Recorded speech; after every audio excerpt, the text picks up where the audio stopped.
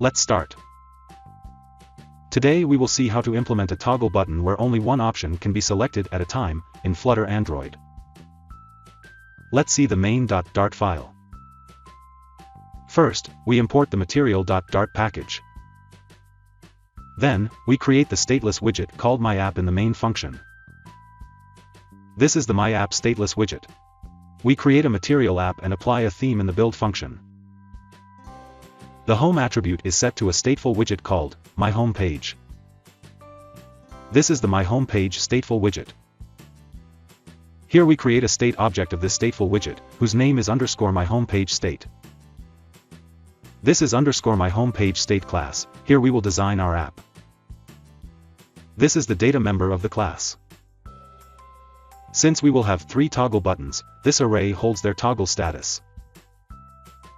By default, the first toggle button is selected, and all the other toggle buttons are unselected.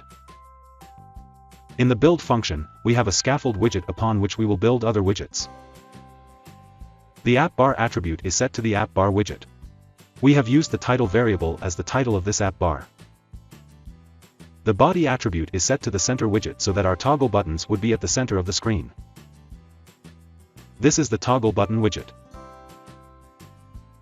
Then we set the border, color, and other attributes of the toggle button. When the toggle button is clicked, this onPressed function gets called. Here we check which toggle button is now selected, and we simultaneously unselected the previously selected button. So at a time only one button remains selected. The isSelected attribute is set to the array variable which we had created earlier. Here we set the 3 toggle buttons. We could set the toggle button in text, image, icon, or any other format. We have used the icons here. Let's run the app.